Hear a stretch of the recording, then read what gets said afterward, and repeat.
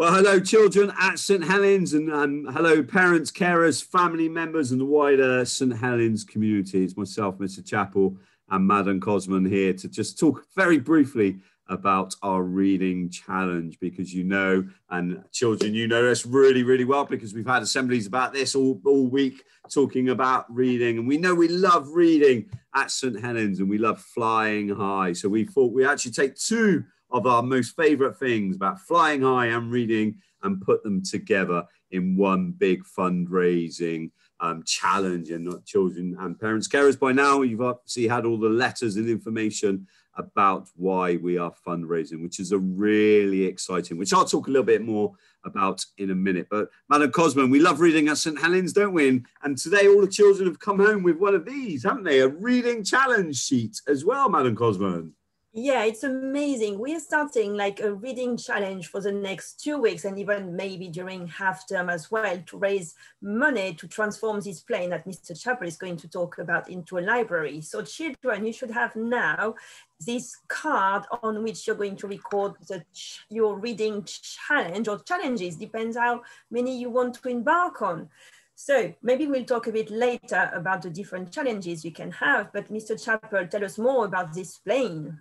Our plane is currently sat in a plane, if you like, graveyard, and we're rescuing it from the abyss. So hopefully you can see this, Madam. And look at that, Madam Cosman. We haven't even started our fundraising challenge, and we've already got £15. I just brought this up, and it looks like we've already got £15 already, which is fantastic. So thank you to whoever's donated that. But you can see the plane example just here on the left-hand side, because obviously, as you know, our motto, our vision at St Helens is everybody flying high and doing the best that they possibly can. And so we've been able to get hold through using lots of grants and through fundraising, part of the plane. And we've got the opportunity to bring it back. And we've got the planning permission. If you have a look just down here as well, you can see the planning permission just here that we've got here for the plane. It's going to sit beautifully outside our school, really proudly. And what that's going to be turned into is a library itself. So there's a little bit of information. So parents, carers, if you're watching this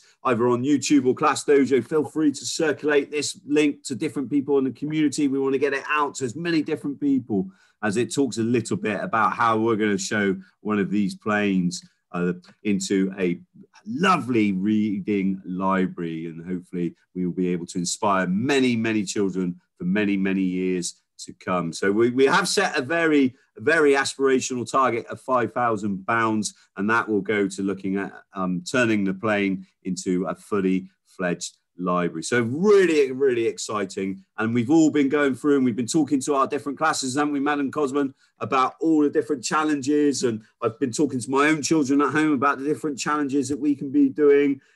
So you could link up some of the Captain Tom. So my children have challenged me again, Madam Cosman. Last year I did the Captain Tom trampoline, square numbers. And I remember this one. This time they're saying, well, Dad, why don't you read a book on a trampoline? So I'm going to be out there, and they're going to take videos of me reading every single day, because obviously we want guys, children at home, to be ticking off when you've done your reading challenge. Madam Cosman, have you thought of a reading challenge yet? No, I haven't got one yet, so I need to think about it over the weekend. But I want to share maybe some ideas with the children. So it could be like as simple as saying, oh, I'm going to read for 5 minutes a day. Or it could be, I'm going to read 5 minutes on a Monday, 10 minutes on a Tuesday, and increase every day the time you're reading a book. It could be reading to a sibling, reading to grandparents. Now we are allowed, with a new COVID restriction that are lifting up, we're allowed to maybe go a bit further and talk to our families and see them, so we can read to other people from our family, friends. Some children also are going to try in year 5 to read 1 million words. So maybe year 6, if you're listening, can you try this as well? That would be amazing.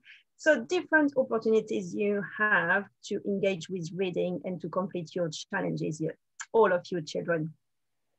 That would fantastic. I saw all those books when I've just been down to talk to Mrs. Hardy, and I've just seen all the books in front of their year 5 whiteboard, which looks amazing. 1 million words, that's certainly something to aim for, and a great challenge for that. So children, have a great time thinking about your challenge. And it's also doing those two things, isn't it? We're reading every day, but also fundraising for an amazing new library. So parents, carers, if you could pass on our link to different people as we look to fundraise as much as possible. And who knows, we will hit that, hopefully that £5,000 target or get very, very close. So I don't think we ever expected to raise £11,000 as a partnership for Captain Tom Moore's challenge, and it all went to Southmead Hospital. So who knows how much we can raise at St Helens for our flying high plane. Well, I'm going to go off now, Madam Cosman, and yourself are going to go have a little think about our reading challenges. I'm just looking at the weather. I hope the weather changes, because I don't fancy being on a trampoline over the weekend